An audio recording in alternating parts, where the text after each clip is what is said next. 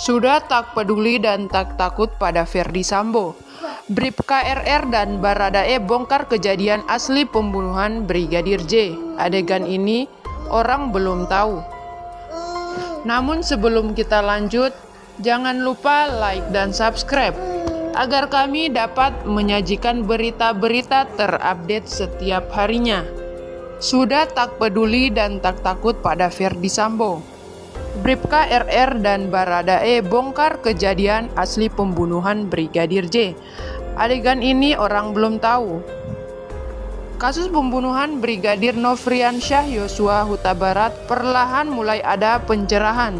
Meski begitu, terdapat banyak drama pada kasus yang melibatkan 5 tersangka, yakni Ferdy Sambo, Bribka RR, Baradae, Putri Chandrawati, dan Kuat Ma'ruf. Instruksi sesat Ferdy Sambo kepada para ajudannya untuk membantu menghabisi Brigadir J berbuah kesialan bagi para ajudan, termasuk Bribka RR dan Baradae. Kuasa hukum Bribka RR, Erman Umar, menyampaikan kesaksian Bribka RR yang menolak perintah Ferdy Sambo untuk menembak mati Brigadir J saat hari kejadian.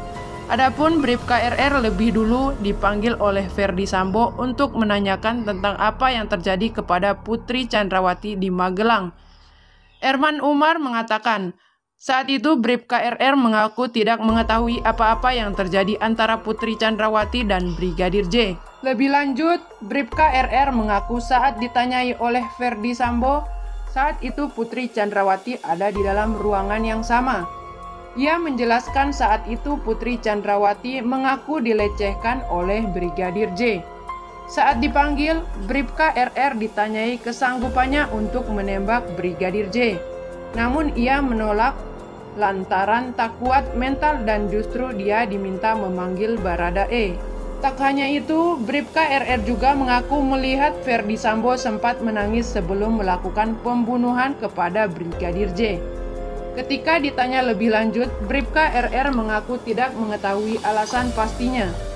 Namun Bribka RR mengetahui bahwa Kuat Ma'ruf dan Brigadir J memang sempat terjadi pertengkaran saat di Magelang. Sosok Baradae sempat mengungkap fakta menjelang eksekusi Brigadir J di rumah dinas Ferdy Sambo di Duren 3, Pancoran, Jakarta Selatan.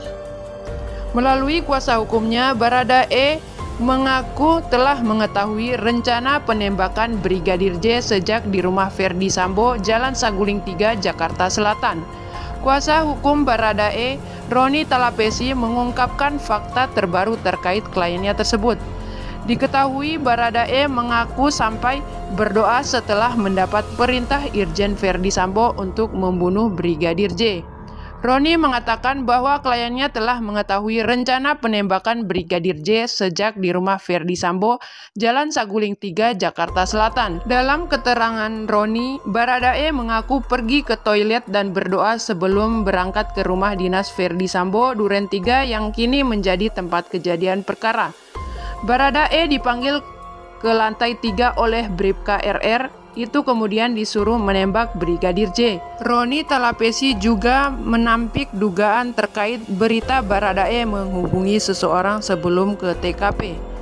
Ada asumsi beredar bahwa kliennya tersebut menelepon setelah mendapat perintah Ferdy Sambo. Dalam kesempatan yang sama, Roni Talapesi juga menjelaskan jika Baradae tidak melihat proses pembersihan darah Brigadir J setelah dieksekusi.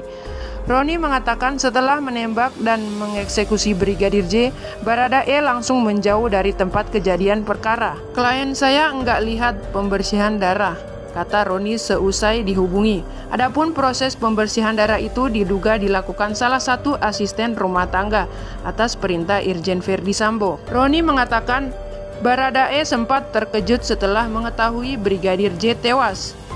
Oleh karena itu, dia mengatakan kliennya tersebut tidak mengetahui adanya proses pembersihan darah Brigadir J.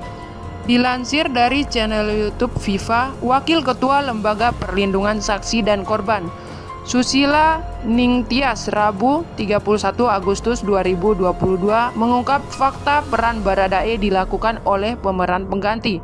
Dalam tayangan video tersebut, Baradae disebut marah karena cerita Ferdy Sambo dan 4 tersangka lain berbeda dengan kejadian sebenarnya. Bahkan tersangka Baradae sempat marah kepada Ferdy Sambo dan meminta peran pengganti untuk memperagakan beberapa adegan pembunuhan Brigadir J di rumah dinas Duren 3. Kemarahan Baradae dipicu karena adegan versinya dan versi Ferdy Sambo berbeda. Informasi ini sekaligus menepis ketakutan Baradae untuk berhadapan dengan Ferdy Sambo.